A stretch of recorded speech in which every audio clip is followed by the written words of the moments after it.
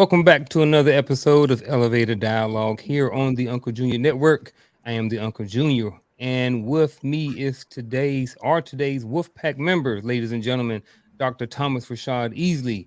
We got Dustin. We got across the table with Christopher McClellan, and ladies and gentlemen, we have none other than Antoine Christopher, Mr. Maine, Mr. Slipback, the other artist, the man of many talents. Ladies and gentlemen, gentlemen, how are y'all doing tonight? Fantastic. Real I'm good, well. man. Happy to be here. Glad to hear it, man. We're gonna jump into the topic, man, tonight. But before we do, Vic will not be here tonight. He is traveling, so we wish him well. Safe travels.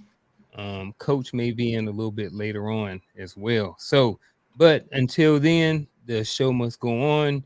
So, first of all, thank you to everybody who is watching at home live right now, and anyone who may be watching later on the replay. Appreciate you. Anybody's in the chat right now, appreciate you. All those different things. If you're on this platform or another platform, I appreciate you being here tonight. Gentlemen, we're gonna get right into it tonight. We're gonna be talking about navigating the journey of getting over women. Most men in their life have had some sort of girlfriend or wife or lady or something like that, and there came a point where the relationship had to end.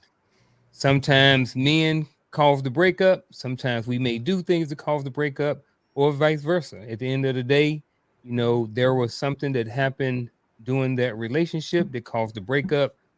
Now the breakup has happened, and now this is where a lot of men find themselves in a somewhat awkward situation, somewhat uncomfortable situation, and sometimes men don't necessarily know how to navigate it. Men sometimes lash out. Men have been seen to stalk women.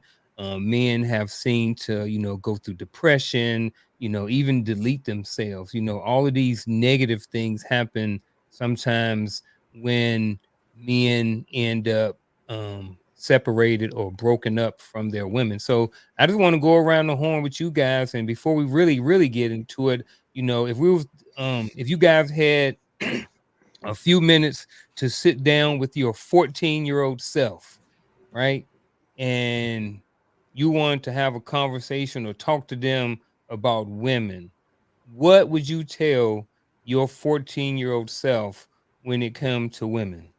Whoever wants to start this, feel free to do so.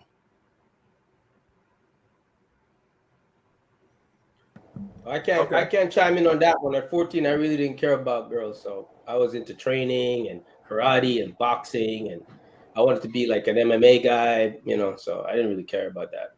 At Would you 14, tell I didn't. yourself to? They didn't even interest me. So would you tell yourself to not focus on women and focus on? That? And would that mean that you would tell Yeah, yourself at to 14. focus on other stuff and not women? Yeah, I mean, I was having fun. I wasn't. They didn't do nothing for me. I mean, it was great to have fun behind the bleachers and stuff like that, but it wasn't like something I focused on. I didn't care. I really didn't. Like, they didn't thrill my interest at that age. So let's Besides, I couldn't even bring one home anyway. Okay, so just because Antoine don't have kids, right, and he don't know what he would tell himself, I'm gonna repurpose the question just for you. All right. So Antoine has already admitted that he wants to have children. When you have a 14-year-old son, what are you going to talk to your 14-year-old son about when it comes to women? What are you going to tell them? I tell them exactly. Treat them like ice creams. Look for the best flavor and stay away from Rocky Road. That's it. Have fun. Sample the goods. That's what you're there for. I don't want, protect yourself and try each flavor. See which one suits you best. Have fun. I'm not going to tell him to get serious. I don't want him to get serious. That means he's going to get into all that, pregnancy shit and questions about, nah, man, have fun. Sample each one. Knock yourself out. Don't bring one home. And I would tell him the utmost stress protection, but definitely treat him like ice cream. Treat him like ice cream. Yep. No flavor and stay away from the Rocky Road. I want just stay away from Rocky Road and just sample the goods. Enjoy yourself. Get all out of your system. There's how many flags are there? 300 something. Try each country. Experiment. Have fun. Yeah. At 14, if I had to tell him and he came, I don't think he'd be interested at 14 because, we'd be doing other things. But I would tell him that. Yeah. Anybody else? Either question. What Let would you me tell your 14-year-old son, or what would you tell your 14-year-old self about women? let me jump in on this real quick. 14-year-old Dustin, you'd be hard pressed to convince him that he's gonna love anything else in his life more than he loves his four-wheeler. So I'm gonna tell 14-year-old Dustin, maintain that love affair with that hobby, right? Yep. Focus there. But I'm gonna come back and talk to Dustin at 19, right? Because at 19 years old, Dustin's got a taste of what it looks like outside. He's got a taste of a little bit of freedom. He's got a taste of a little bit of money, and he's with a girl where he's starting to think about what future looks like with that girl. I'm gonna go back and I'm gonna stop that. I'm like, you need to stop that now. You need to look at your future for you, not how you build a future with another person. You need to focus now on what it is for you and move forward with that. People are going to come, people are going to go, because at 37, there's not a single person at 37 that I knew at 19, right? They're gone. They're not in your circle anymore. And that the people at 37, the 25-year-old group, they're all gone. We say hi, niceties, things like that, look back, reach back, but you're not building for you now, right? Are you going to pick a haircut? You got at 19 years old, you got to pick a haircut. And that's the only haircut you're ever going to be able to have. You got to pick a shirt, and you can only wear that shirt for the rest of your life or whatever. Pick that style. You're going to fit that style. You're not going to do it there. You need to start focusing on you and building forward. And that's how I would talk to my 19-year-old self. 14-year-old self still riding the four-wheeler. He don't care. He ain't got a care in the world. He thinks money grows on trees and has no interest in doing anything else. But 19-year-old Dustin needs to needs to be talked to. Yeah, 19 at 7, 17, 16, 17, I'd start to have that little extra conversation with him about choosing right. And, I wouldn't say choosing. I would say I'd educate him more about the birds and the bees and the mistakes he can make and how he can end up. I would teach him more on that side. Wouldn't want him to settle down. I still want him to, but I would definitely enforce more authority in how to go about it. Are any of you familiar with the movie House Party? Yeah. Oh, yeah, that's an oldie. I will give my 14-year-old self that talk. Keep your mind on them books and off them gals. At 14, I was in high school, a freshman. They say that high school, between junior high and graduation, those are your years where you've pretty much formulate a foundation of who you are going to be when you're older. Focus on that foundation. If the woman that you are supposed to be with, if the little girl that you like is about that foundation, but you're just a kid, be a kid. Just be a kid. Be a 14-year-old. That's what I would tell my 14-year-old self. Man, when my youngest son was 14, that joker was 6'1". That joker was like a grown man. I'm 5'7" on a good day. On a good day. Dr. Easy, what you telling your 14-year-old self or your 14-year-old son? The 14-year-old self, I started working. It was not really the first time I started working, but it's the first time I had a job. So I would I would want to tell 14-year-old Thomas to stay focused on your goals. 14-year-old Thomas used to think that he was ugly, unattractive, liked girls, but didn't feel like the girls liked him. So I would tell him, don't worry about, girls right now. If anything, just be friends. Just take your time, make your money. And then I will probably I can't think of the name of the movie, but Chris Rock was in the movie, and Kerry Washington from Scandal. I cannot remember. I think I love my wife. Chris knows it. There we go. I think I love my wife. And I would tell my 14-year-old, because he would get this, because remember I said I had a job at 14, so I was like working. I would say you can lose a lot of money chasing women, but you won't lose women chasing money. So, keep my brothers, so I would say keep your head in the game. And, and then I would also say, work to treat, folks with respect. I have a sister, have a mom, right? So I would say, and when you are connected, just think about how you want people to treat them. And right now, that's the only thing that comes to my mind right now. But I love what the brothers were saying about 19-year-old and stuff like that. But I was definitely I was still in the similar headspace at 19 and 14. I don't mean in the maturation. I mean I was scared of girls. So anyway, that was a different reality. Yeah. Go ahead, Chris. I will give a caveat. Doc, you said something, but I would change the wording when I am talking to my 14-year-old self. Instead of chasing money, I would be chasing purpose. You'll never lose women chasing purpose, but you will always lose purpose chasing women. The money component normally comes with that, but purpose. You guys Because really, as I really said, at 14 years old, you are learning. At 14 years old. That's the base level. You understand what I'm Lieutenant saying? Like Colonel most people Christopher's are. got it. Yeah, most of them are freshmen going into high school, trying to figure out who they are. Their voice is cracking. They're trying to figure things out. So figure things out. That's what I would tell my 14-year-old self. And the I would fact tell. that it does not seem, you know what? I'll save that. Go ahead, Uncle. No, you go ahead. Oh, I would Nah, go we can back keep and tell going. my 14-year-old self to learn women. And what I mean by that is similar to what Antoine said as far as practicing, but I think at some point they need to learn. Now, what I would focus on to say, hey, look, bro, look, young G, look, young Unc, this is what you need to do. Nothing wrong with having a little shorty, a little friend, but don't get serious about it. Learn how to learn how to learn women is guess what I'm saying is because I think sometimes we can tell kids to hey focus so much on the other stuff, then when it comes time to date a woman they have no experience, they don't know what to say, they don't know what to talk about, everything's awkward. So not that they should get serious or not that they should be running through every single flavor of the ice cream like Antoine said, but however learn try to learn from the women. And I know that's asking a lot from a 14-year-old. I know that's asking a lot. But if in a perfect world I had to go back and talk to myself, that's what I would try to get him to understand. Say, look, bro, learn women, learn about yourself.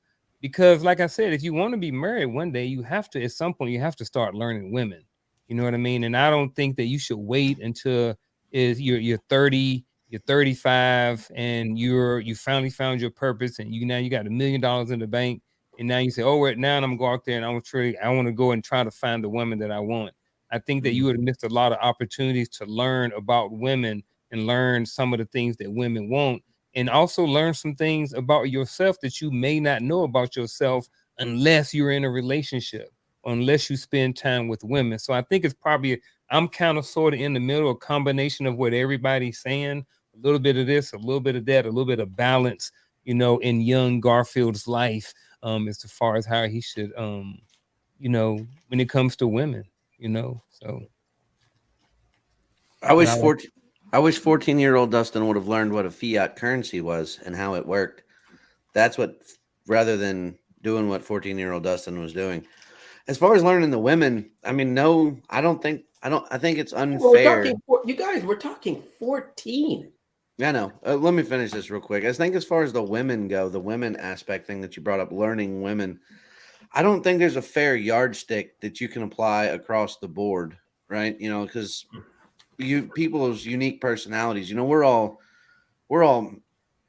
over 30 or over 35, safe to say. I don't know how old Chris is. I'm just assuming, but let's just say we're all over 30. If you were to lay out characters and things like that on a graph, there's probably very few things that would apply to all of us. And the same would be true with women. And a child's not going to learn that. A 20-year-old's not going to learn that. A 30, I know guys that are in their 40s that still haven't figured that out, right? And they're all women are the problem. No, sir. Here's the impossible truth. You're the problem. You're the problem. Women are not the problem for you. And the same goes for women. All men are trash. No, ma'am. You are your problem. You are 100% your own worst enemy, and there's no other way to go about it. So, like Chris said, find your purpose, find your education. Like Anton said, you just got to glance over, but don't build. You're not building foundations at 14 to 19 to 25, right? No, you're learning. This is your learning phase. Take full advantage of your learning phase. At 25, you're going to go into your production phase, right? So in your learning phase, learn as much as you possibly can in that space, right? Experience different stuff, meet different people, try different things. Don't cover yourself up in debt. Don't lock into 30-year loans or lifetime payments on anything. 25, now we start building. But from 14 to 25, that's your learning period. Exercise it. Got it. Hey, I want to make sure we stay on women, not like in a negative way, but you guys know what I'm talking about. And what next thing I want to talk about is, you're a sponge at 14, man. You're a sponge. You're a sponge at 14. You should be, but today, you're a sponge at 14, man. You today, 14-year-olds you want to be phone holders. They're little magnetic things that just hold cell phones. That's all they are, right? Yeah, but we were talking about our 14-year-old self, which was way back in the 90s or the 80s for some of us. So no, but it doesn't matter. I'm just saying you're 14, dude. You want to become Michael Jackson. You want to be you're inspired by everything. You want to your hands want to touch everything. I mean, I can't see. I mean, even if I went back to my 14-year-old self, girls was the last thing I wanted to. I wanted to be a basketball player, football player, do martial arts. I was a sponge. I was always at the park. I don't even think I always drew, but I don't even think I was really developing my skills at that time because there was so much around me. I had 2 older brothers that were doing things. I mean, like there's cars that I wanted. I mean, Hot Wheels was still a thing for me. I know some 14-year-olds that have totally different mindsets and totally different experiences. Like I was in the high school a couple of years last year, year and a half ago, doing an internship at the high school, and man, them 14-year-olds ain't thinking about nobody's Hot Wheels, ain't thinking about none of that stuff. They got totally different things on their mind. But since we are going to be talking about getting over women, I want to start off the next conversation with the downside of your past breakup. Like I said, most of us at some point have been through a breakup. If you want to share your experience, that's fine. If you don't, that's fine too. I will start this off and I will talk about one of my breakups. What age are we talking? Let's set the age because whatever age you want to talk about, whatever age you want to share with. So mine was in 03. So 25, 85, 95, I was about 28 years old, I think, close to 30. That's when mine happened. And for me, I thought that it was a shot in the dark. So for me, what happened was I came home and my wife at the time and my 2 sons were gone. Like I came home from work in the house and nobody was there.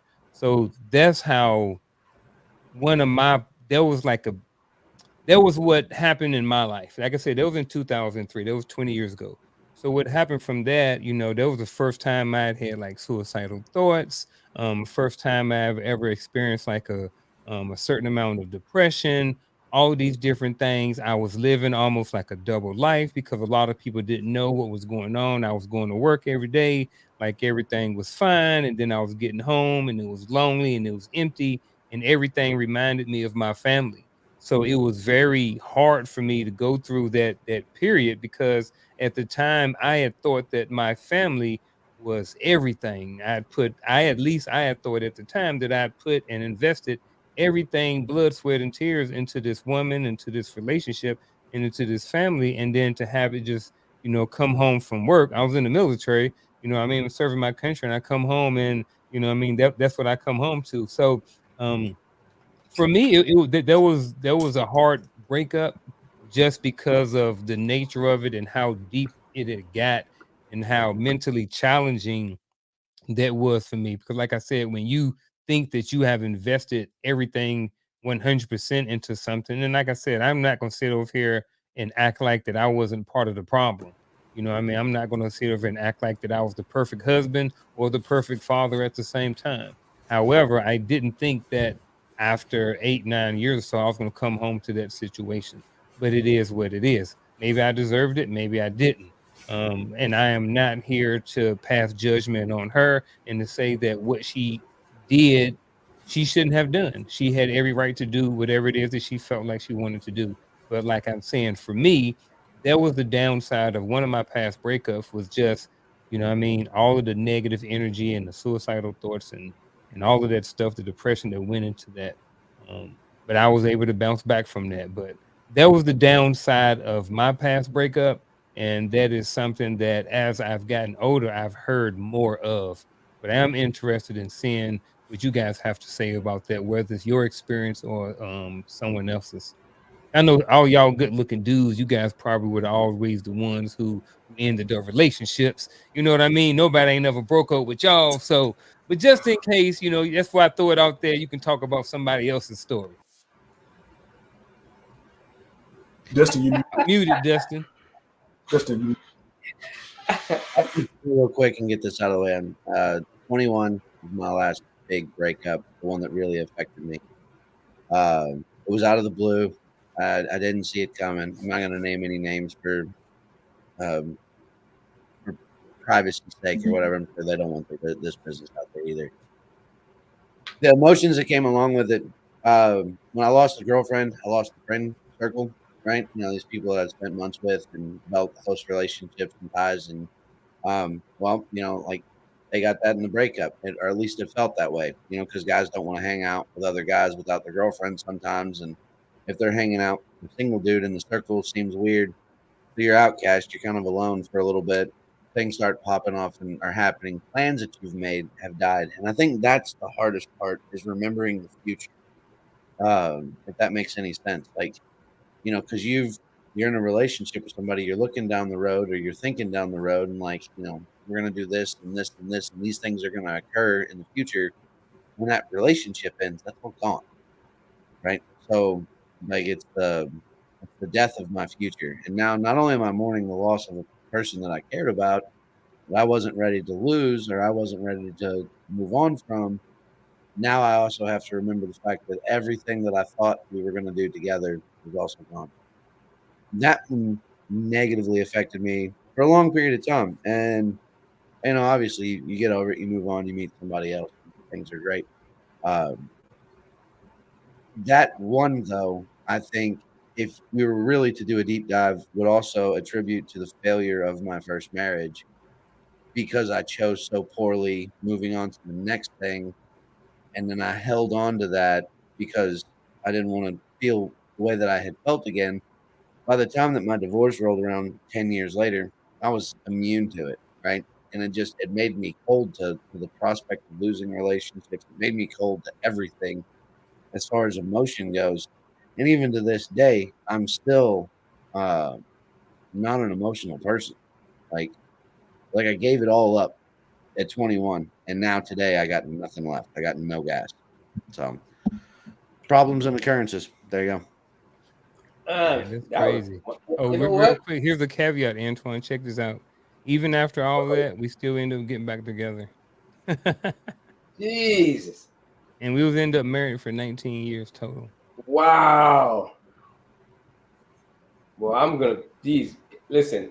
I'm gonna Hey, go with my first one at a young age. bro. So You ever heard?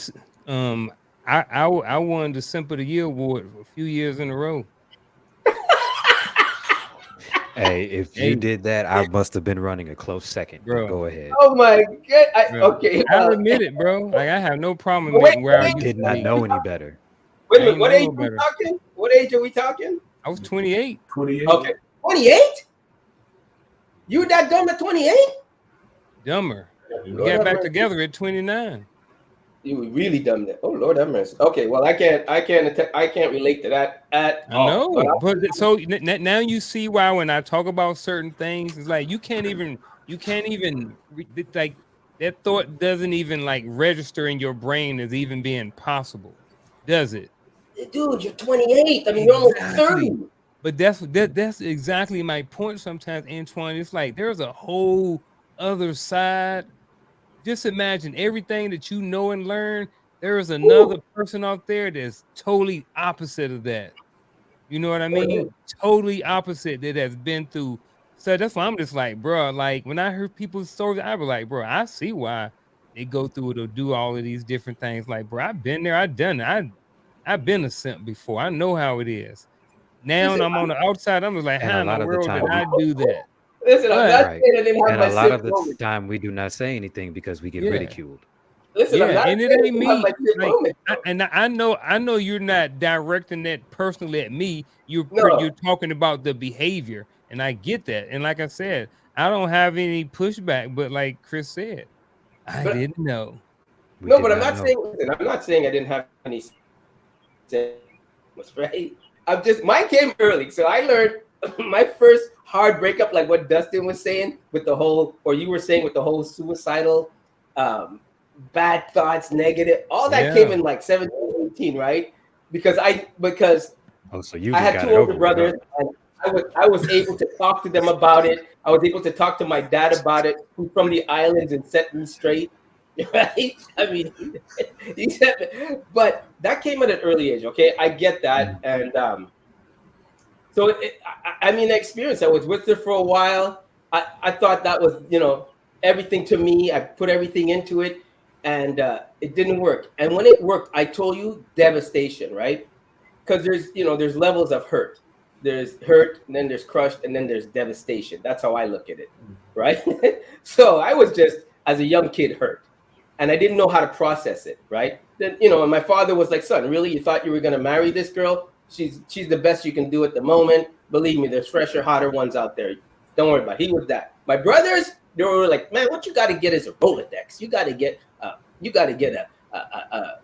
what you call a Rolodex. little, Yeah. you got to get a Bunch of plane, You right?" tell So him then his I had name ain't Age ain't the Dr. Easley. yeah, right. hey, You yeah. got You got to a get bunch the of plane. yeah, roll the bitch, You know what I mean? And then my brother schooled me like that. So then after when I was, I prayed to I take it within. I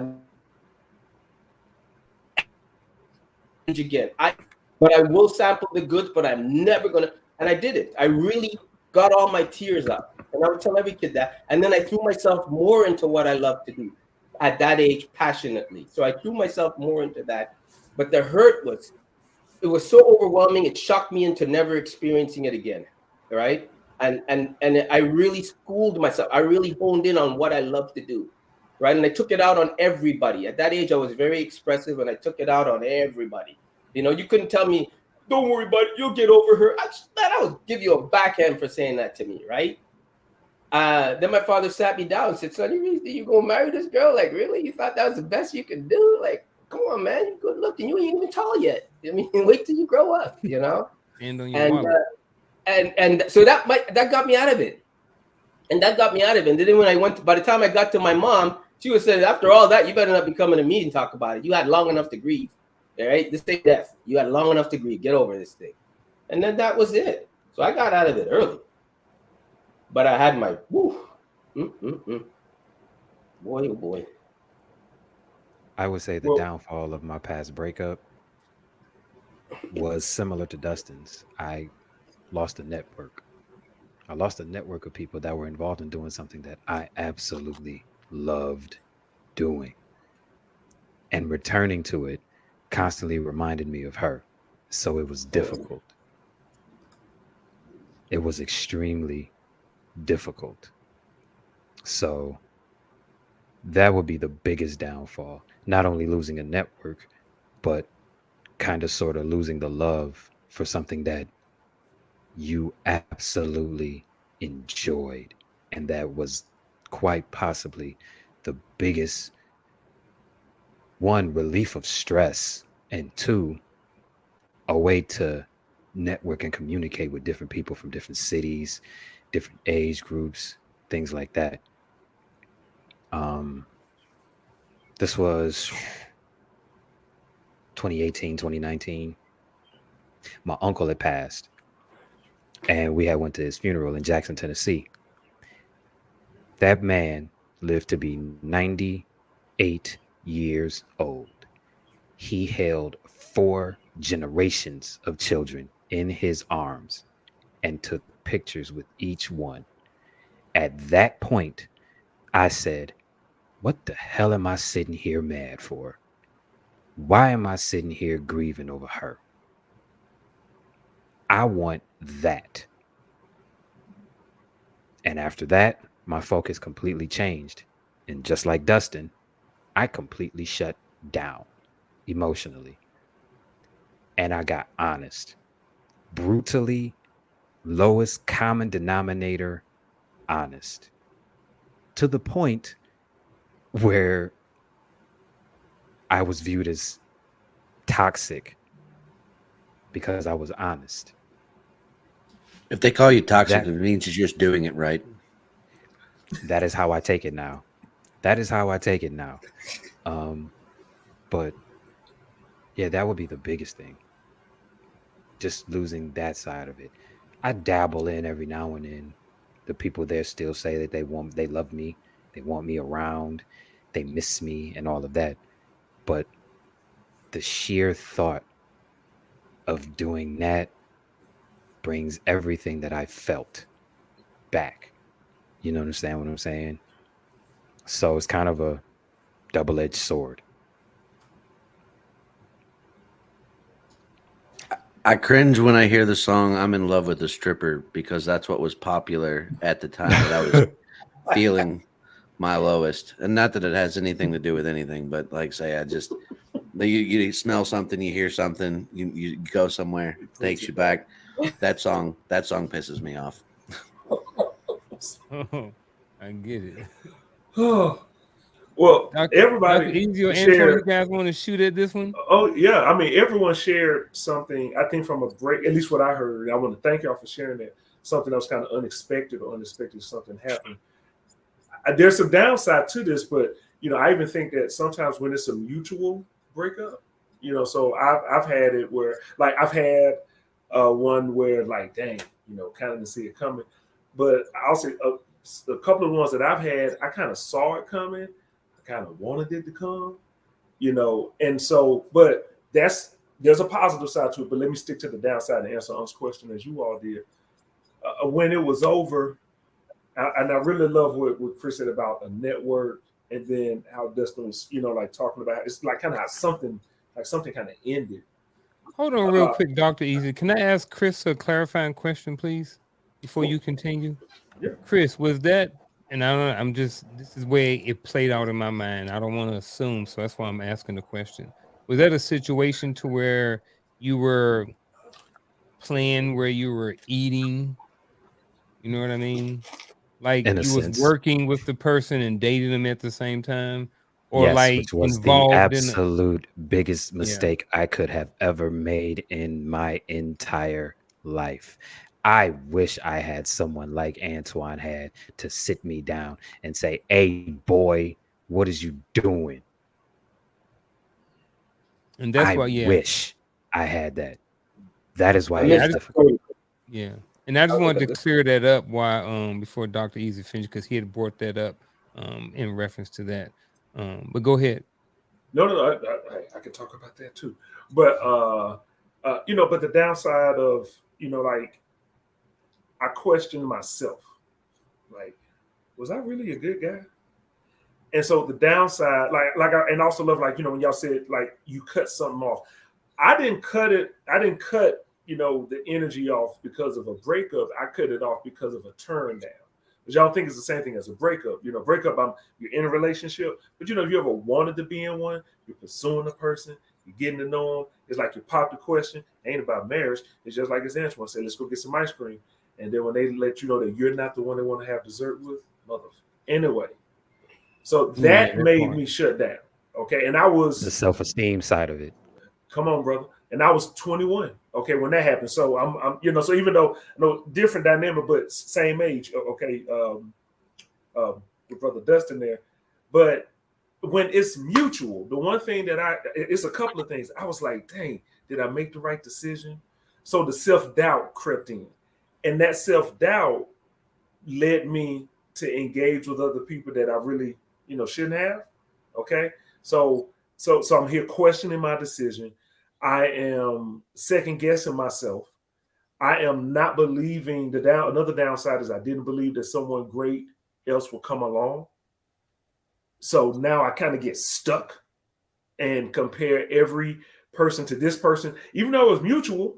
Okay, but but it's still these other pieces, that I'm missing. So to me, like those are some of the downsides. Self-doubt, questioning yourself was kind of the same thing, right? Questioning yourself, but then how that led to other relationships. And I still think I learned, at 44, I'm like, I learned what I needed to learn. But just going back then, I probably could have prevented some lessons if I hadn't had that self-doubt and, oh man, did I make the right decision? And oh shucks, maybe I was a bad guy. And then and the things that I can start telling myself a lot of different stories about me that lead to different engagements. And so that's actually always been my challenge. I'm sure everybody here, you're your hardest critic. I'm my worst critic, and sometimes really to a fault, almost danger. And I'll admit at one time in my life hurting myself and trying to do worse. And so when it comes to the relationship, at that point, that happened when I was younger. So this one was just, oh man, am I making the right decision? I don't know what to do. And then it's like a rabbit hole, and I'm just going into different people, different women and stuff. So that's that's about 5 or 6 downsides. Yeah, man, I appreciate it. Welcome to the show, Coach. Greetings, Coach. Coach America. What's going on, fellas? How you doing? Good, man. Good, man. We'll give you a couple minutes to get adjusted to the show. Antoine was about to chime in on the downside of his past breakup, man. But I just wanted to welcome you to the show real quick. Appreciate you being here, man. Appreciate you having me. Can I add something? And let me know if I break up. That's why I left. Let me know if I break up. But anyways, the downside for me of a relationship, of any relationship, is the lost time that you can't get back trying to get over it, right? And I wouldn't say self-doubt, because I always had my passion of what I love to do. So, and nothing took the place of that. So she wasn't above that. No woman was above that, or ever will be. But anyways, so for me, it was about lost time trying to get over it. And then the other thing, like what Dr. Easy said, is in a sense, self-doubt. Will I find that kind of love, or at that stage, if it was love at that time? Because now I know it wasn't love, it was just lust. But so I knew it wasn't love. There ain't no way that was love. But you get that self-doubt because somebody else gonna be tapping it, and you just start looking at yourself going like, damn, and you start really putting some of that shit in your head that was the best you could do. And then you spend so much time trying to convince yourself that that you're better than that, you could have done better, and you lose focus of what is in front of you that is so great, right? Because she taught you something, but you lose sight of the lesson because you're like in this misery of a spiral of it could have been me and this and that, right? So, and that was, like I said, at a certain age. When I was in my teens, that was pure like whatever. I was, but I had a feeling and a connection with something. Time of get over that's what I was about. So much time, right? But then again, like I said, I had a brother that put a book in front of me, say, bro, she wasn't that hot. Look at this, look at this, look at this. Come here for a second. Let me show you something. We didn't have internet back then. He dropped open a magazine. That's what you want. That's what I'm talking about. When you get that, then you can cry over that. But that you ain't crying. And so he built me up again. Jesus H. He showed me that he really showed me that he really showed me that there's something hotter and fresher. My brother showed me that there's something better out there. He showed me I thought her tits were the biggest things, and then he showed me this, and I was like, God damn, okay, bro, I got this.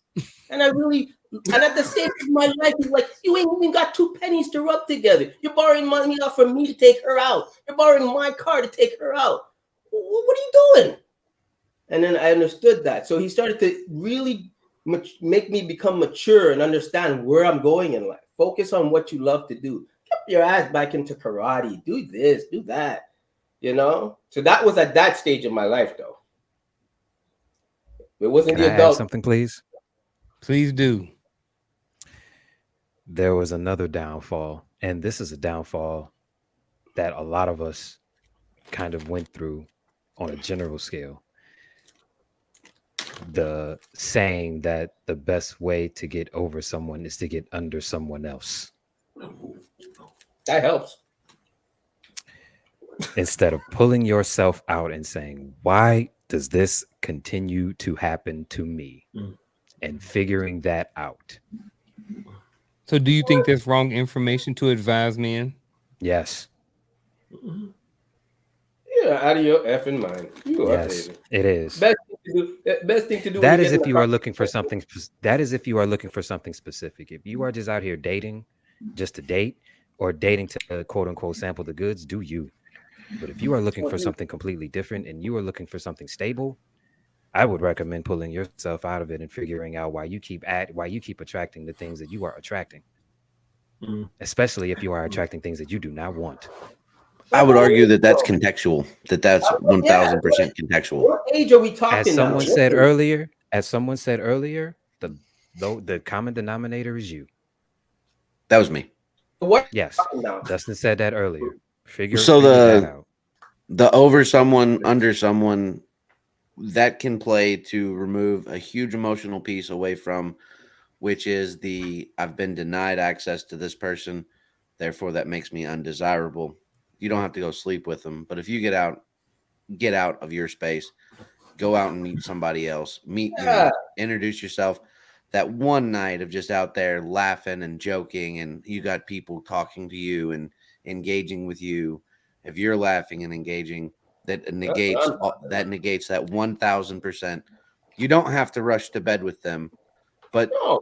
if you're introspective enough, you're like, hey, this person didn't deny me because there wasn't anything tangible qualities, or there wasn't any tangible qualities about me.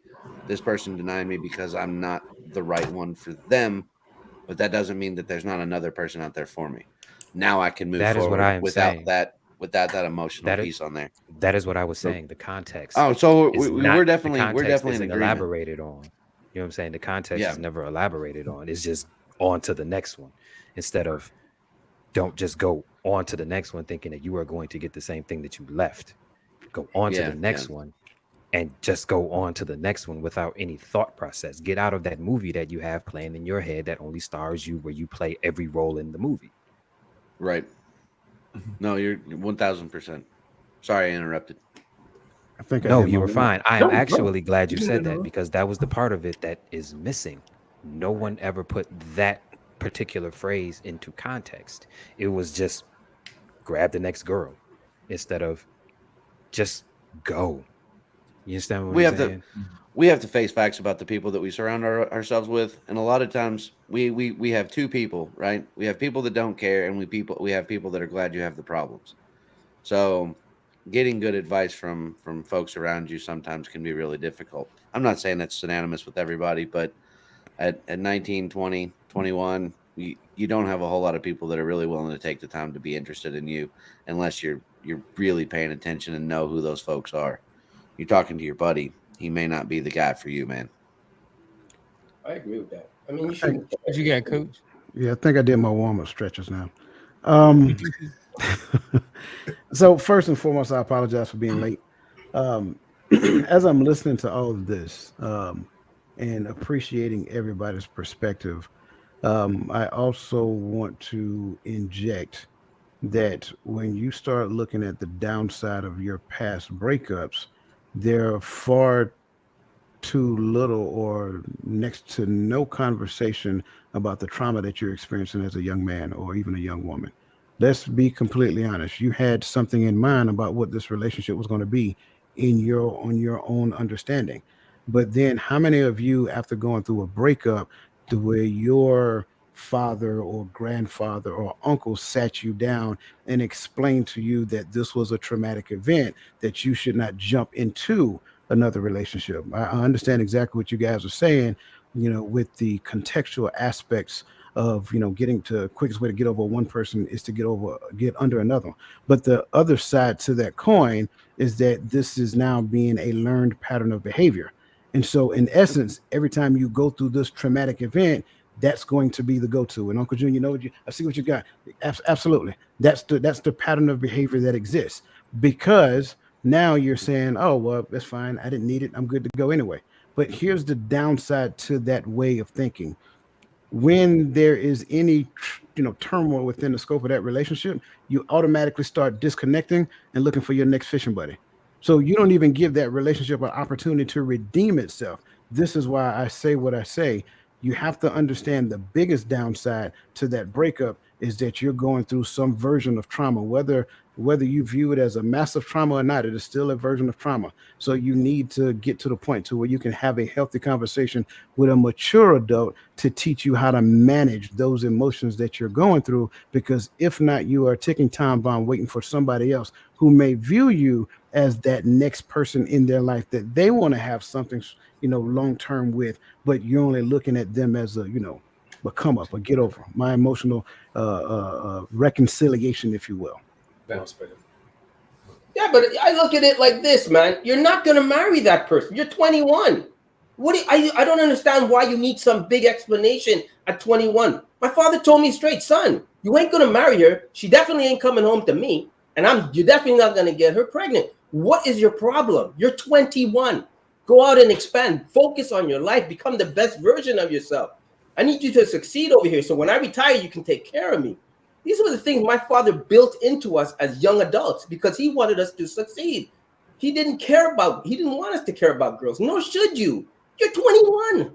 You'll learn as you go. I'm not saying jump on with the next girl you come across, but have your fun, get over it, talk to other people like Dustin said, realize your value again, build yourself back up. You don't need that past. You don't even need to think about that past because it has no presence in the future, none whatsoever. You learn, you realize what you did wrong, you digest, you break it up, you compartmentalize it, and you move on.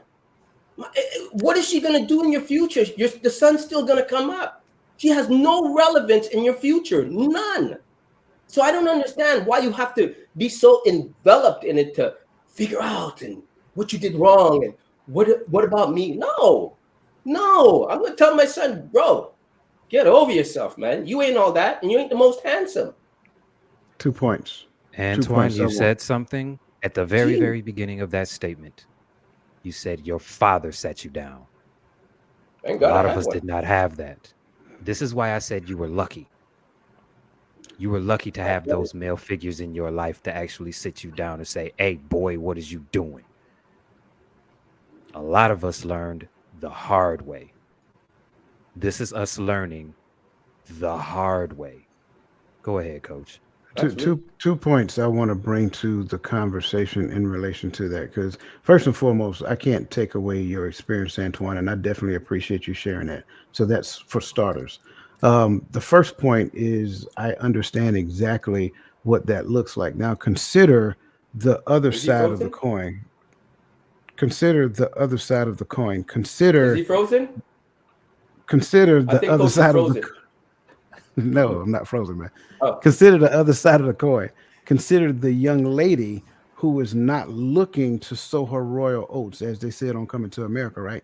And so she is looking at you as her potential husband. I do know people who got married at the age of 20 and are still together today. So it is definitely possible. That is the first way to look at it. The second way to look at it, and I have to go back to that point, if we don't, and I get what you're saying, I really do.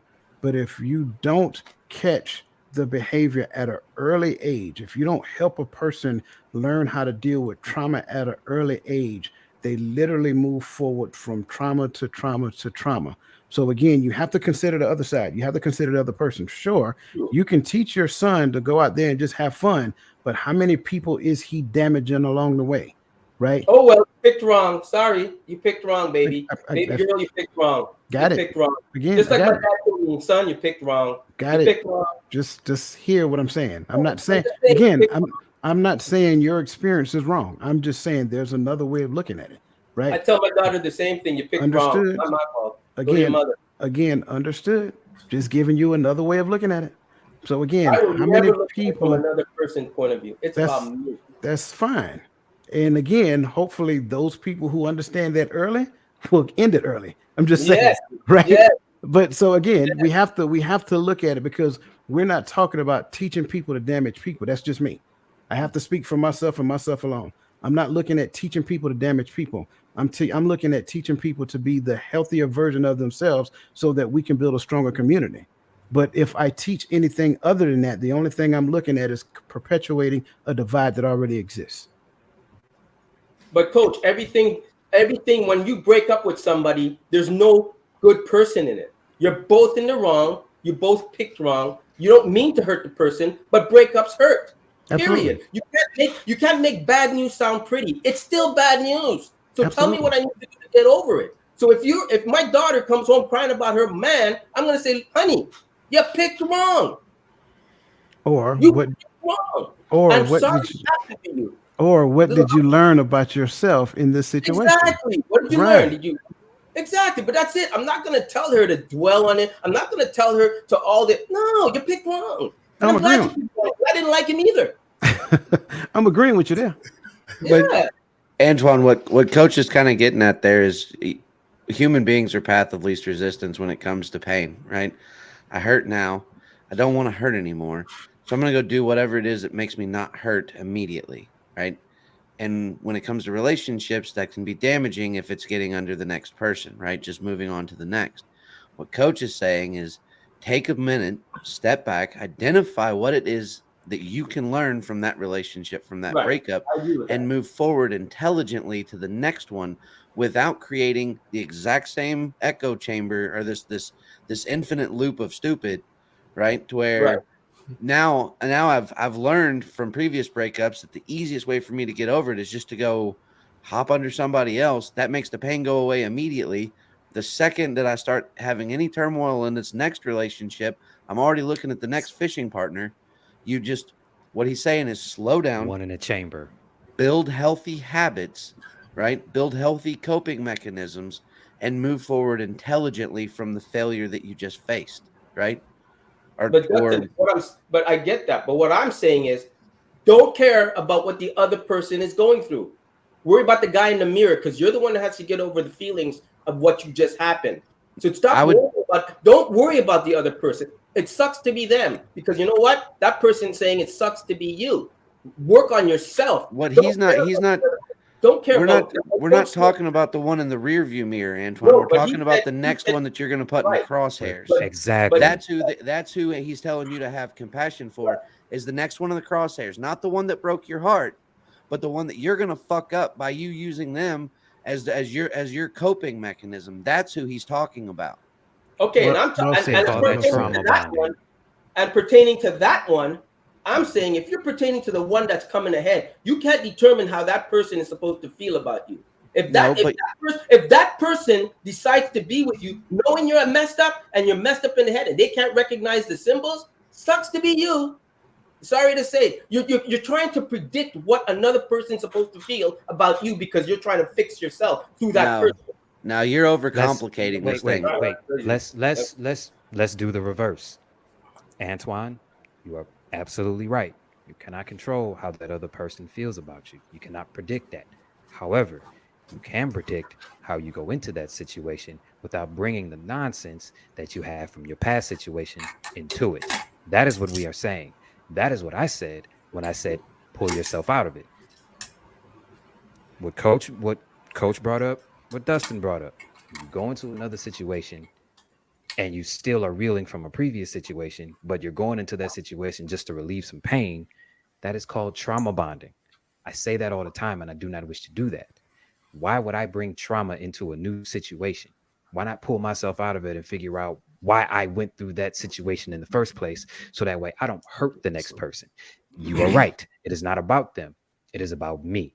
I have to take accountability for me, and I have to figure out what is wrong with me or what is right with me, so that way I do not hurt the next person trying to get over the previous person. That is what we are saying. And what I'm saying is, I've been somebody's rebound. It's actually kind of fun, but I've been And somebody's rebound, right? That's what that person is for you, a rebound. I'm keeping it simple. I'm not going to try to make all these fancy words for something that's called a rebound. I've been a rebound, right? In the beginning, it was good, but when I recognized this person was messed up, I got out of it. I said, wait a minute, I'm not gonna be no. You ain't even healthy, and I left.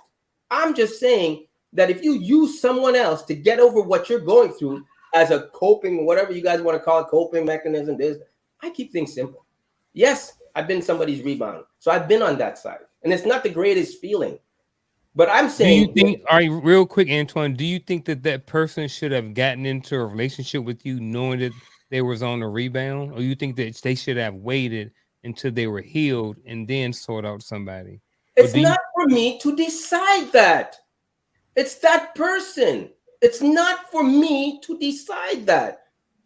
And I really don't care, but it's not for me. I will do whatever it takes that I need to do to get over what I need to get over. And if I don't I have Tom, understand Dick, that. and if I don't have Tom, Dick, and Harry to help me, I'm gonna do what I feel is right, and Okay, I'm not gonna care about the I external. understand, but what Antoine. I guess what I'm saying is, do you think I understand that, and I guess I'm gonna ask the same question again. I Do you got think that something that on. person is like? Do you think that that person is justified in getting? Do you think that people should get into relationships that aren't healed? No, And I know you don't, no, I but that's don't. what that person did to you. They wasn't healed, and then they Right. got into a relationship with you, and then yes, it took you some time, but they wasted your time because they got into a relationship when they should have been healing at the moment, and they wasted your time. People heal differently. Some people need that. Some people need that codependency. Some people don't have the mother or the father, so they find the next thing to grab onto to find some way of healing. And if they think jumping into another relationship is their coping mechanism or whatever you want to call it, it's not for me to decide to say it's a wrong thing. Sure, it's a wrong thing. I wouldn't want to do it, right? I throw myself into what I love to do. That's Antoine, different. what you're advocating for, or what you're saying, is that it's okay to use people as a coping mechanism. So let's remove dating from it.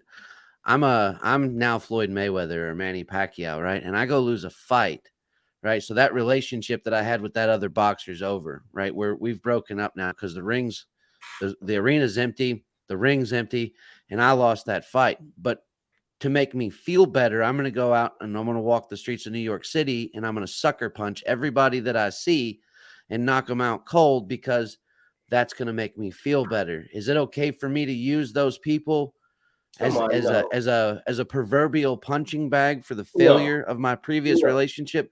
Because that's exactly what you've just been sitting here arguing for the last 15 minutes. No, it's not. The people that would tell you to do is Uh-oh. get your ass back into the boxing ring where you practice and use boy. those partners that have experience. That's who I would tell you to use. Yeah. Go back into the boxing and go back into your sparring partners and use them to get out your aggression.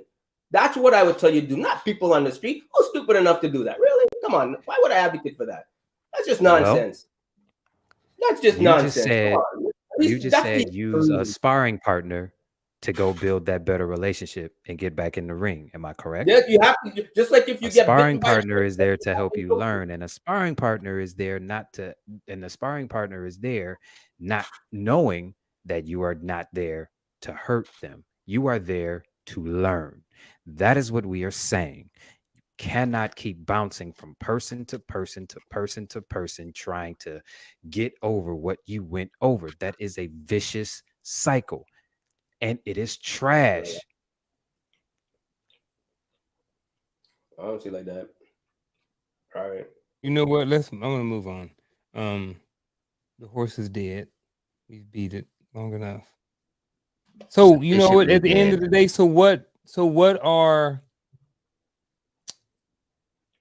what happens when men? What can be some of the negative effects, or what happens when men don't get over women? What could be some of the downsides, or what happens when men don't get over women? They buy boats and motorcycles and live by themselves and go fishing whenever they want or hunting. I mean, lots of terrible, terrible things. I'm just saying. There's that's the life I want. There's a lot of potential tragedy that's available there. Well, then let me get that. That's what I want. But screw it. That's what I want. That didn't sound too bad right there. I was like, that's the man. That didn't sound too bad. Hey, if you pick the right lady, you can do all of that with the lady. Listen, I want to be the first to say a good woman can make you or break you. Okay, let's be clear on that. A good woman, and when I say a good woman, I'm not talking about the fling. I'm talking about one that's got you, when you're up and when you're down. It can make you or break you. Hold on. Who is that woman for Antoine? Antoine, who is that? What does that woman look like for Antoine? You know, I let me want mute to my put it mic. into context before you move on. What a good woman is. Okay, Thank you, Chris. I appreciate it. I want to figure out what a good woman looks like to Antoine I'll first tell you. before you go any further. Okay.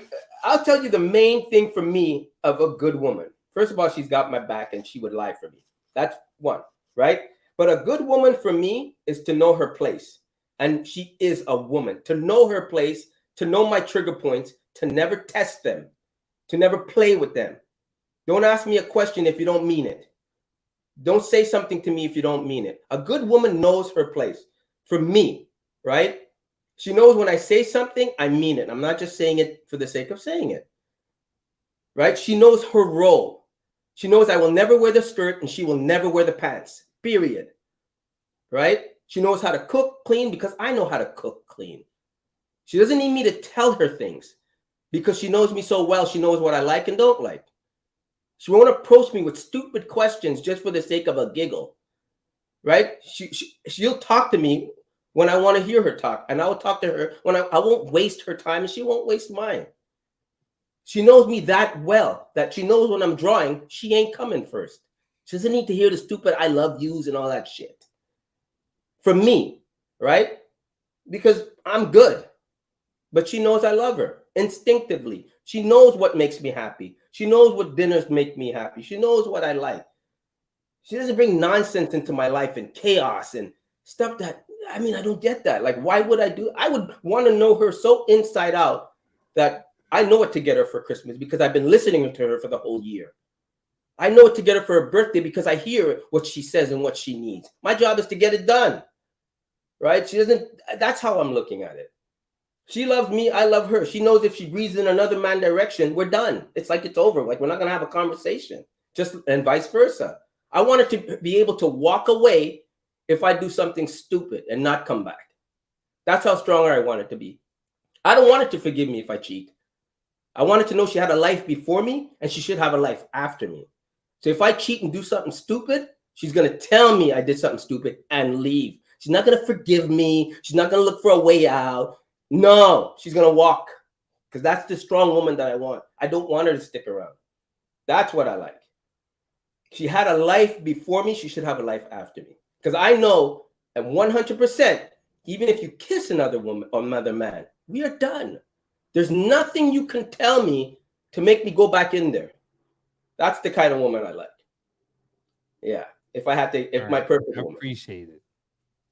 Now, what happens when men don't get over women?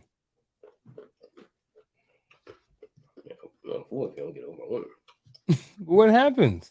That's where we was going. I thought you was answering the question, and sorry. You asked me what my perfect woman was. I answered because I thought you was answering this question, so I wanted to get into the context since you started talking about the women. How can you not? I don't understand that question. How can you not get over a woman? You learn to live with it. You never get over it. Have you been listening? Every man does not get over a woman just like that. Dude, I told you that I went through depression. I told you that I thought about deleting myself.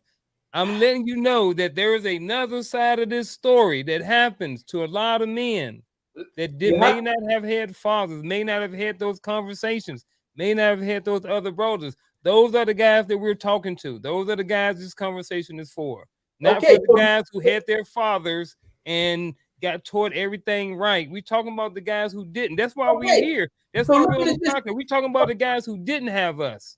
Fine. Then this is how you look at it. Every relationship, you should look at it as a death. You don't get over it. You learn to live with it. If it's that important to you, you don't get over it. You learn to live with it. That's it. That's how you get over a solid, hard relationship. It's like death. You have to treat it like death. You don't get over it. You learn to live with it and move on. Today's modern world, you have to survive out here. The economy is getting more. Things are more important. Things are more expensive. I get all of that. So what happens when men don't get over women? You don't get over it. You learn to live with it and move on. I've gotten over women. Exactly. But when I say that, For the Antoine, I think for the men out there that haven't, and what I've seen happen in the past, hyperfixation on coping mechanisms, right? Whatever it is, a lot of times it's toxic, right? I'm just gonna drink, I'm just gonna do this, I'm just gonna do that. I'm gonna find something that makes me feel good, numbs the pain. Loss of drive, loss of appetite, right? Apathy or poor performance at work, right? Which then turns into unemployment, which leads to additional depression, additional hyperfixation on coping mechanisms. There's a lot of different things that happen, and unfortunately, these things are spiraling effects that lead to a significant amount of men killing themselves, and that's not like again. We have to develop starts at home, starts with self, starts with introspective, but these are real situations that take place. It's not just it's over, move on. It's not, it's over. It's okay. There are other things. Some people can't, some people don't, some people haven't, and some people will never have the opportunity to do anything other than. Get into therapy. Get into therapy. If you can't get over something and you tried and you got get into therapy. Just get a good therapist, preferably a nice one that can understand you. Get into therapy. Take all your money and get into therapy. If you don't have nobody else around, walk yourself to therapy. There's some great programs out there. Get into a nice little Alcohol Anonymous or whatever you want. Get into therapy because you obviously can't do it yourself. And there's nothing wrong with therapy. I've done it. I love it, but that's me. Because I want to spend the minimal amount of time getting over something. Because time you cannot get back. And I think everybody that goes through something, get into therapy. What's wrong with it? What's wrong with the avenue of therapy? Why are you trying to dwell on something and try to get into therapy? Get into like a coach. Get into a good, mentor or health coach or whatever you want to call them. Just get into it. Yeah. You have too many avenues today. That's it. Shout out to everybody in the chat, including Leon. Hey man, good job, man. Leon says that's easier said than done because when you have invested so much into someone, it can be hard to deal with within a different outcome. I agree with that. But I really did want to get into understanding of some of the downsides, or it don't have to be a downside, but what happens sometime when men don't get over women. Dustin went into a couple of different things, but I would like to hear from everybody else of some of the things that happen when men don't get over women. Fear of commitment. That's that's one of the biggest things. I think a lot of times, and I like what Dustin said because he went down a lot of them, man. And I agree with you 100%. But I think one of the other ones is a fear of commitment. Like they will kind of haphazardly get into a relationship until the other person proves that they have longevity and commitment and staying power. So they will get into relationships, but they won't commit themselves because of the trauma and pain and frustration that they experienced from their previous relationship. This is why I spent so much time previously talking about helping younger men to overcome the loss of trauma. Antoine, you're absolutely right. Losing a loved one in the scope of a failed relationship, especially somebody who you planned on spending the rest of your life with, it is almost like a death of a relationship, and so they have to learn to get over that. And when they don't, they carry that forward with them. Chris mentioned trauma bonding, absolutely. So now that guarantees that you go from relationship to relationship and relationship, and you become a serial relationship killer.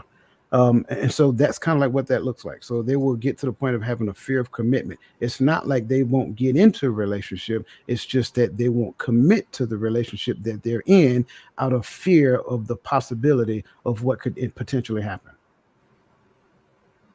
Is that so wrong? Just out of curiosity. I can't. I'm muting. Is that so wrong that you really have to 100% commit? Like, is that so wrong? Really? Just having a little bit on the back burner, something in a little safe. I mean, I'm just asking, right? Because nothing's written in stone. But is it so wrong to just hold a little bit for yourself so you don't have to shed a tear if that person leaves? We attract. You can have everything else. Give it everything else. We attract what we are, meaning that maybe we attract someone with the same mindset and the same values. Let's see how it feels on the other side. So it's okay that we think what we want to think, but we tend to attract what we are. So that's pretty good, sir. I like that. Yeah. Probably not fun on the other side. That's why I say men should become the best version of themselves. The only thing you fall in love with is what you love to do. So you always have, it'll never let you down. It'll always be there. It's like your partner in crime. No matter what happens on the external world, you can go back to it. And it just makes you feel good. And you remember who you are. You know, that's what I love being about an artist. You don't need nothing on the external world because everything I need to do, I can express on the canvas. Right? And anything that pisses me off, I can get it out on the canvas. I've had my best work done from breakups and bad things that have happened in my life because I was able to channel it. So that's for me. I think men. I Ooh, think good point. So do yes, you think do you think that if men, especially like an artist like yourself, if they don't get over a woman, you think that it can have a negative impact on their creativity? yes, 100%. I've stopped drawing because of a breakup, and I never do that What? again. Hold up, Yeah. stop the Oh fun. yeah. Not Oh yeah. Antoine. Oh yeah. Hold on. We repeat that for the people in the back. Antoine Oh just said yeah. that he has stopped Yeah. drawing over a woman. Yeah, before I became who I am, I'll never forget it. I was so hurt. I mean, like this was the one I was telling you about that I can say was one of the fishes that got away in my early years. I can say Mm-hmm. that, right? I really Mm-hmm. thought she was the one for me, right? Mm-hmm. And when it didn't work out, and I take full responsibility of that because, like I said, I loved my art more than her, right? And I wasn't willing to compromise. Not that I ever would, but I wasn't willing to balance it out. I'll say balance. I wasn't willing to balance it out. And on a serious note, no joke, when that I felt that one, so I knew that was the one, the fish that got away, and I had to channel that shit into my life to draw again, right? But I also made that promise to myself I would never be in that situation again. So you have to find your purpose in life. So when things happen externally, you have something that's not gonna fail you, which is what you love to do. And that guy that broke up, that Antoine, that person that had that breakup with that woman, that's the person who we're talking to right now. Right. That person that, like you said, you stop drawing. Like that's your Mhm. passion. That's who you are. That is what Antoine does and who he is. He's an artist. Yeah. And so when you were going through that time, this whole conversation is focused on that part of your life after the breakup, the journey Right. after that happens. That's what we've been talking about the whole entire time. And here you are the whole entire time, right up under our nose, been the person we've been talking about, But Antoine. I like I said, and I keep But you had saying to this. learn all of those things that I you've been talking learned, about. but I learned from it. I didn't dwell on it. I learned from it. I blamed myself. I blamed the guy in the mirror. I knew where I went wrong. I acknowledged it like I took full accountability. And when I took that accountability, everything came back to me. Because you can't run from it. You can't talk to some. No, you got to just take accountability for what happened. That's it. That's the key. You can't fix it. You know, it's like that beautiful vase. Every so often, if it breaks and cracks, every so often the light shines on it and shows you that crack and reminds you of that damn what happened that day with that beautiful vase. Right? And you have to take accountability all over again. Man, just shoot the vase away. It ain't perfect anymore. Take accountability. You made a mistake. It broke. Oh, well. And that's what I did to get back to who I was. And I made a promise to myself never to do it. I'll tell any man to make a promise to yourself never to do it again. You know? I would say another thing that happens when men don't get over women is they have a revenge kind of mindset. Everything that they do is something that they do to try to get back at the woman that broke their heart. I have seen that.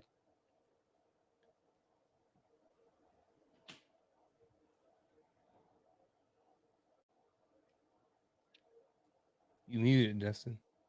I would say that that's true for men in general. Have you ever heard There's a book called I don't remember if it's The Subtle Art of Not Giving a Fuck or if it's You're Barking Up the Wrong Tree.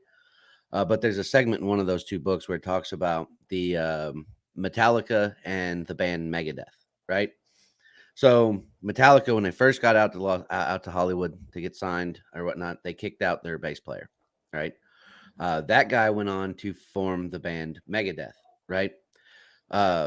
Guy had a successful career, sold millions of records, went triple platinum a few times and everything like that.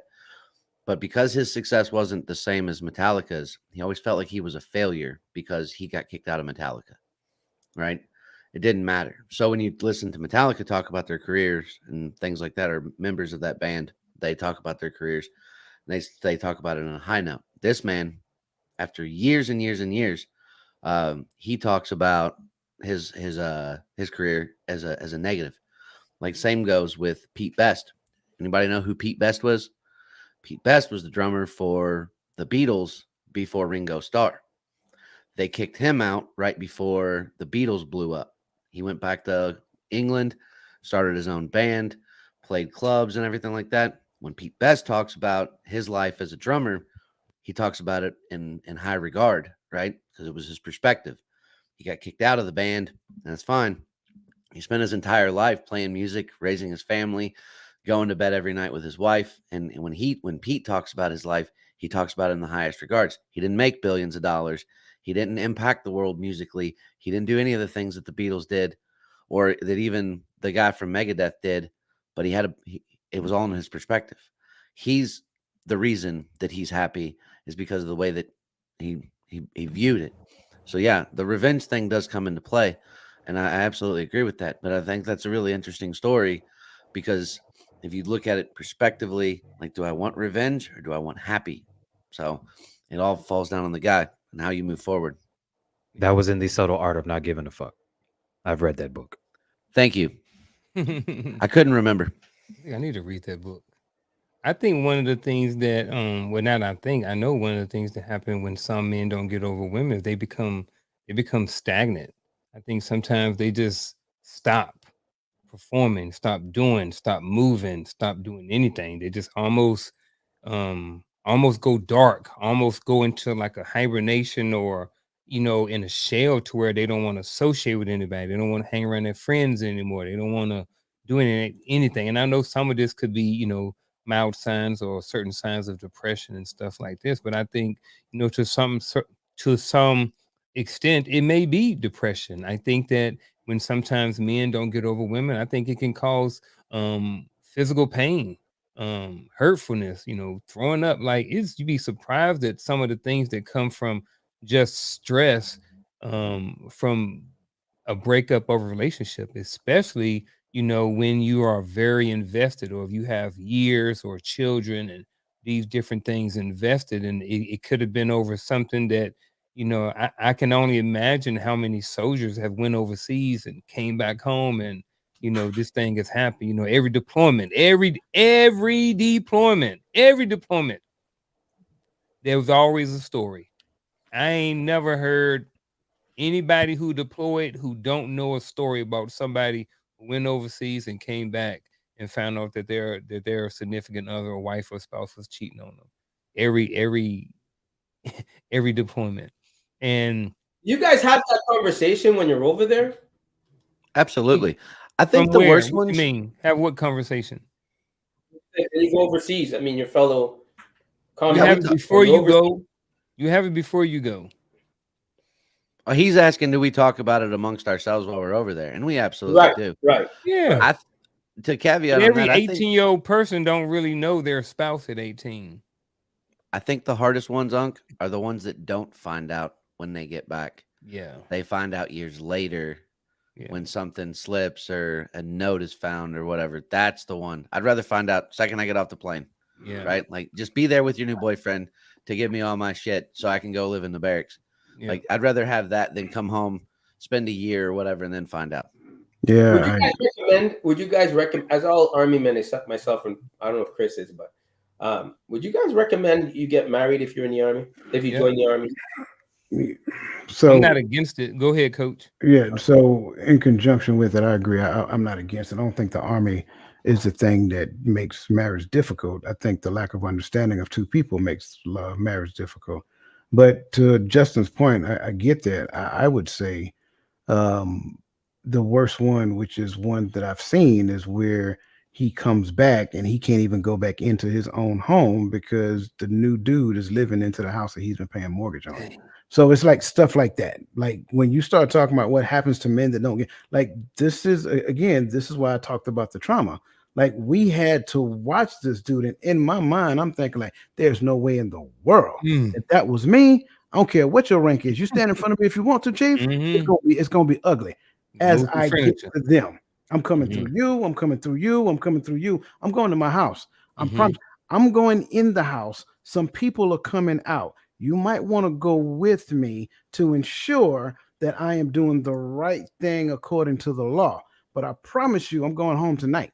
And we had to Got take that that young shit man right. in, for sure. But we had to take Well, that young man to the barracks room. I gotta ask though, with all your experience in the army and knowing, you really expect your woman to be loyal if you're gone for 3 years? Like you really expect to know her that well that she ain't gonna like?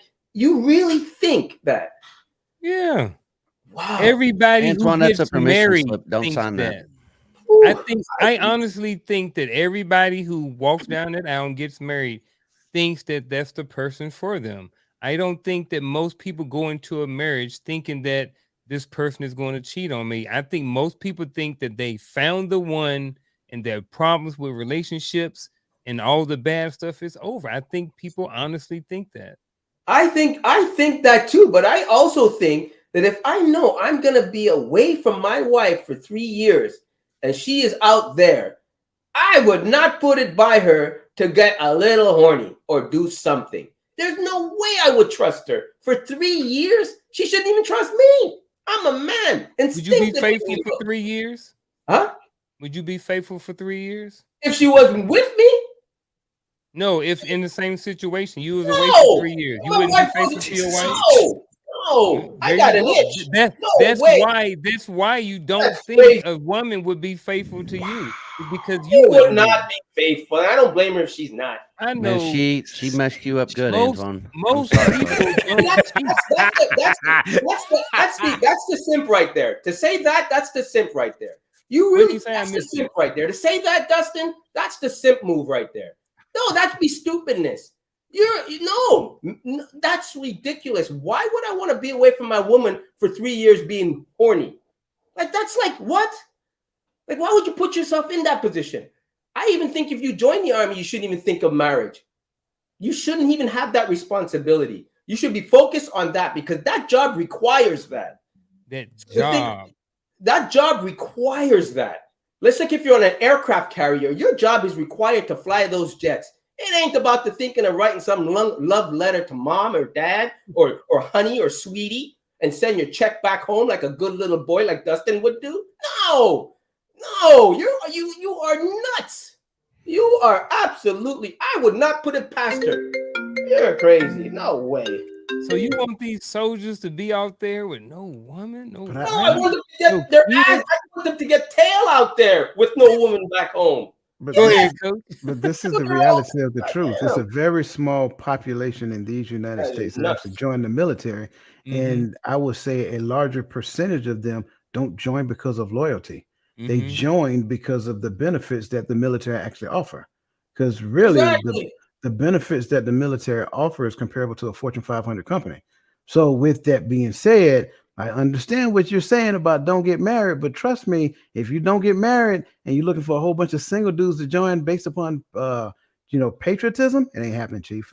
It's going to go back to the draft. I'm trying to tell you. Mm-hmm. I don't get it. Bruh. Being man, it's not that hard. What? Being away for a year, like I was away for 12 months. I was faithful the entire time. I was away for 15 months. I was faithful. I didn't cheat on my wife the entire time. It was nothing. When you over there and you're in that mindset, you're not really thinking about getting some buns the entire time. You're just like, man, I'm going to work. I'm going I wouldn't to want to like miss I'm going to someone. work. I'm going to the MWR and I'm going to the gym. Like you ain't thinking about nothing else. When you over there, Exactly. That's What my are you point. thinking I wouldn't about want to. Exactly, Garfield. I wouldn't want to think of anybody back home. I when wouldn't you want to have come that thought. home and you got a wife and you got kids and you got somebody to love Ah, you? but that's not. You don't know. Like I've seen dudes, and I came back from, not me, but I've seen dudes that come back from deployments after 15 months, and there's nobody there. Like that's a sad sight. And guys were like, "Hey man, won't you come over to the house and get some food, or won't you come stay with me tonight?" You know what I mean? Stuff like that, because dudes are getting back from deployment for 15 months with nobody there. But you were. I don't. What's so bad about that? That's the life you chose. Like you think you're going in there for what? You're acting like you don't make conscious decisions of what your life would be when you left. My goodness, man! Like you're a man. You I go have away for to. arm. I don't get this. I have to forget I'm not speaking This to reminds someone who is married, who has kids, and who has never served their country. So I this reminds digress, me of the Antoine. I I'm digress. all of the above, and I think nothing like that. But go ahead. this this reminds me of the other night when I got drunk and was trying to explain to my daughter how the rockets work, how Elon built all the rocket ships, because I don't know shit about any of this. I do not understand, boy. I would not pick a. If I'm in the army, I don't even know why you would want to get married. Like why? You're going away that you might come back a half a man, half a body, half a leg missing. But that's I not the mean, majority. Most people in the military don't get hurt. Most people don't cheat. Even like Coach said, there's only a small number of people in the military, and even a smaller portion of those people have all of those other things. I would say it's a higher percentage, probably a higher percentage of divorce than the average Americans. But I think that that's for a whole bunch of different reasons. I look at that as like a rock star getting married. Like, I look at it like, why would you be a rock star? You want to get married? Like, your wife thinks you're really going to be faithful. Like every city you travel with girls throwing things at you.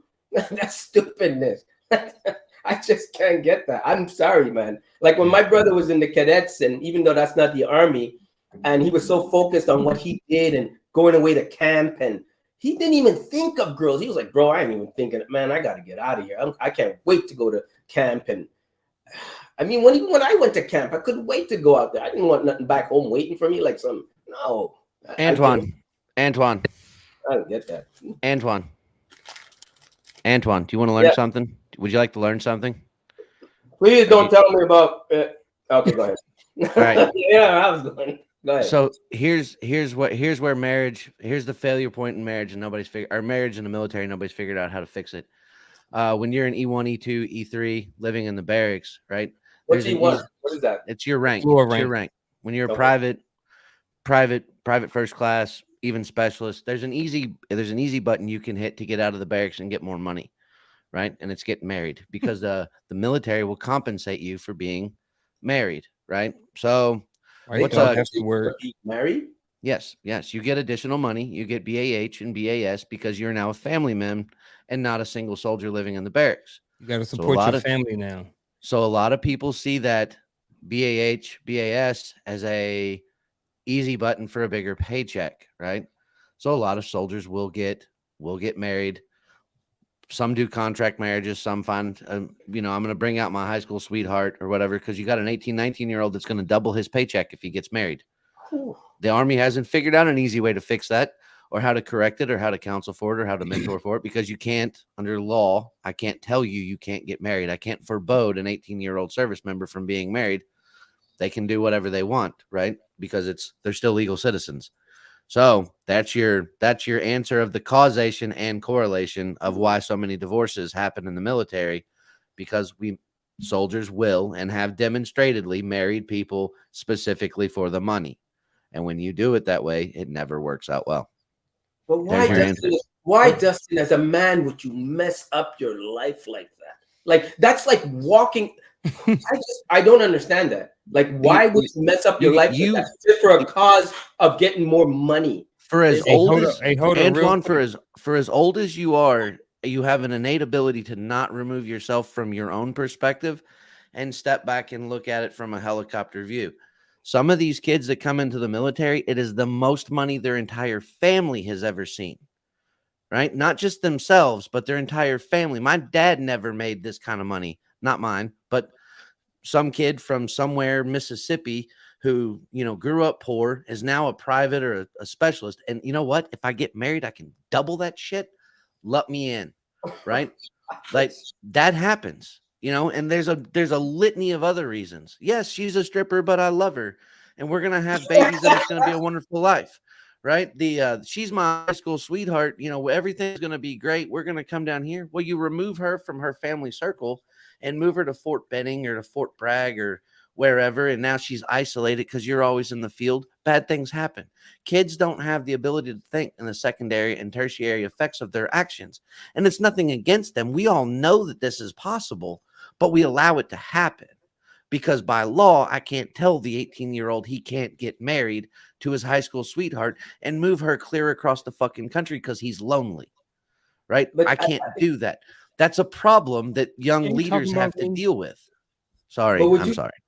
But would you guys encourage that as army men? We don't encourage No. it. No. Once we rank up, we don't encourage that. Because But- this is why I'm Hold so up, Antoine, real quick, and Dustin. We'll get back to this after the show. Before we end the show, I just want to go around the horn and we're gonna do our final thoughts. But before we do a final thoughts, I just want to throw this question up here on the board. I don't want long conversation, but I just really want to go back in this. True or false? Men need to stop being weak and move on. Yes. And add a little bit behind it. No more than 30 seconds behind it, because we're gonna get into the final thoughts right behind it. Men need to stop being weak and move on. True or false? True. True. True, but I would not consider it weak. I would consider it understanding that she is not the last one that you are going to come about. Coach and Dr. Easley? I would need a little more context to be definite about true or false. Me too. I would say, boy, be quiet. I would say true when it comes down to moving on. But again, being weak and move on could be a sign of weakness itself. Just simply moving on is a sign of weakness. So true, they need to move on after they do the necessary work on themselves to be healthy for the next person, right? So it's true and false. Gotcha. Dr. Easy, you want to shoot at this? Or you still laughing? I'm still laughing. I'm sorry. I'm Got that sorry. shit right, coach. Man, Got that shit right. I apologize, man. That was out of character. I apologize. F that. Oh boy. My goodness. All right, so well, you know what, Dr. Easley? You first up with the final thoughts anyway. Oh, man. So feel free to go ahead and answer that question and then roll right into your final thoughts, brother. Okay, I'm with Coach though on needing, just having a little bit more context. But I do think that more men. I was just telling somebody I'm fortunate that I was raised by my grandfather, a masculine man, an elder who had been married to my grandmother for over 53 years before she passed. So I got to see what it means to be committed to someone, take care of a family, and not play, because he didn't play. He didn't play with nobody but his wife. So I'll say that I think that what we kind of need, I know the question is we can move on, but I really think that what we need is a better understanding of, what it means to be a man. And I know that's, contexts are changing today, but I still think that we need that. And I think that, to me, that answers the question about being weak. Like, look, as a man, there's certain things that we have to be able to do, and then you got to move on. As a man, you're the anchor of your family, anchor of your circle. So you have to move on because people are watching you and moving with you. So that's my answer to that. Final thought: I've enjoyed, just like everything, listening to my brothers tonight, and I've also learned a lot, just like every time. I just think that you attract what you are most times. Sometimes you don't know it. And that's a lot of times why people end up in rhythms and in spirals, because you attract what you are. I'm speaking from experience. And I think that I'm with Coach on the trauma, and I'm with Antoine on having someone in your life that can help you. I see it as the same.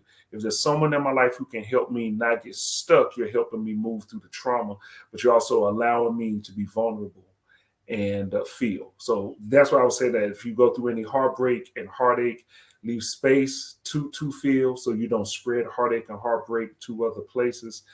But there's no such thing as perfection. So please grow up, move ahead, and just try not to make the same mistakes again. And thank you, brothers, for all of the brilliance tonight.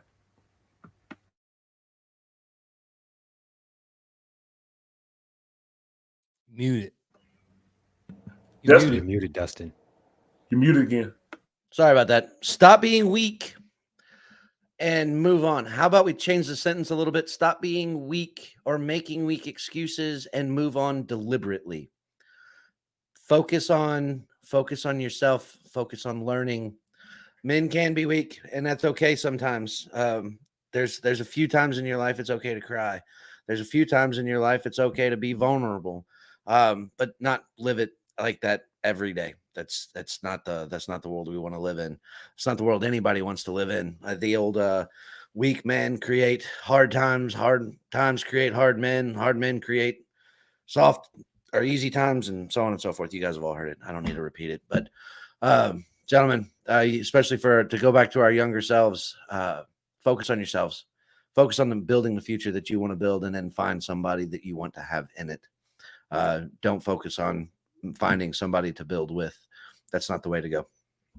And that's all I've got. Gentlemen, thank you so much for being here tonight. And it's always a great honor to be in the company of kings. You guys are the best.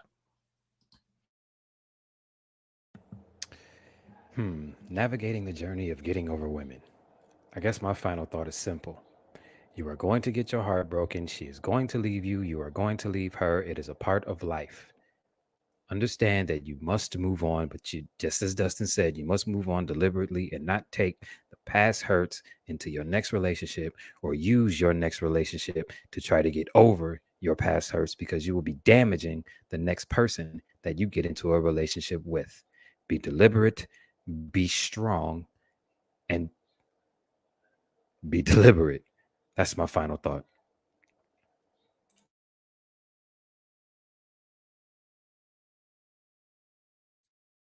You muted, Antoine. Sorry about that. So I'm going to take my time with this one. You know, all this revolves around a man's development. And when I say that, I can't stress it enough, become the man you want to be. I shout out to my mom and dad. I am so happy I had my dad as the rock and the hardness and the resilience and the no joking around nonsense that he taught me. And the straight answers, no joke around and all these. My dad was straight. You don't like bad news, don't go to my dad, because he'd tell you like it is. And I love my mother for helping me, for nurturing me to see the soft side of things and finding a balance and to know about the balance and to appreciate that. And I thank my brothers for passing down their experience growing up and passing it down to me, saying, bro, don't make this mistake. I already did that. That being said, as a man, to avoid all this pussified shit we talked about tonight, I don't know what these guys are talking about. You should not be crying like that. You should be developing yourself as the best possible man in life. Put yourself in the best position to succeed. Find the passion, find what you love to do, because when anything happens externally, you have that to bring you back, to remind you of who you are.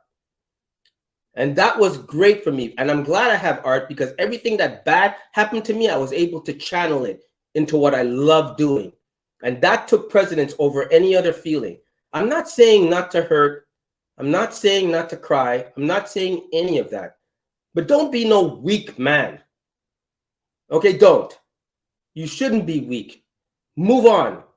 Everything that happens to you happens for a reason and a purpose, and you're first to learn from it. The hard part is accepting it, because you're supposed to learn from it. That's really the hard thing, learning from it, because you want to change it. You want to try to go back and change it and fix it and show them that you're not that man, you're not that person. No, show the next person. But do whatever you need to do to get over whatever you need to get over, and not care about the person that's in front of you. Okay? Because I can assure you, they have their own lives, and if you're an idiot, they're going to recognize it and they should leave. And if you can't get over it yourself, seek therapy, because obviously you ain't doing it. All right? And stop being this whole big, stop making life humans are so good at making life complicated. Don't. All right? Simplify things. It's easier that way. Black or white. Don't have a gray area. If you have to think about it, that's the gray area. No, make a decision, stand by your decision, and accept the responsibility, the consequences from that decision, so you can grow. It's all about growth, but put yourself in life in the best position possible so you can be the man you want to be, have the position you want to be, have the women you want. But all this whole kind of like sobbing and crying and all, please, no, don't got to try to figure out life like that. It happened for a reason. That's how I say that. So great conversation again. I apologize for being late. I'm trying to keep mine fairly simple. First and foremost, for a majority of people out there, breakup is inevitable. It's going to happen. It's a part of the process of just individual and personal development. And so, generally, in most cases, because you don't go into most relationships with the anticipation of it failing, it ends up becoming some version of trauma. Your goal, your responsibility from that is to find the path to healing for you. For the most part, that means that you should not jump straight into another relationship coming off the back ends of that one, simply because you're not ready. You have to go through the healing process for yourself. That being said, I don't like to focus on getting over, because let's just be completely honest. I don't care who you are. If you've been through a serious breakup, you'll never forget that person. That's the experience that you cannot erase. So what can you learn from the experience? What did you learn about yourself? Right? Once you look at that, the learning, and then learn, understand where it is you want to go, what you want to achieve in your life, and who you want to be, then compare that behavior to the behavior of the person that you want to be, and plot that course right now to progression. That's the goal from that point on. Growth is available, but again, you have to make the hard decision to grow. That being said, you're growing into the person that you desire to be, so that when the next person comes along, you are the better, healthier version of yourself. It's not predicting who that person is or how they feel or whatever. You're not doing it for them. You're doing it for yourself. That's the key. The key is that in the scope of this development, you're being the better version of what we tend to understand is authentic manhood. Authentic manhood means that you can assume the responsible role of a man at that place when you meet that young lady that you want to spend the rest of your life with. What does that mean? That means that provision and protection is available. That means that being able to have healthy, honest conversation with your soon-to-be kids is available. Why? Because you had experienced breakup. So when they go through it, now you can have those conversations with them at an earlier age to help them get over that trauma.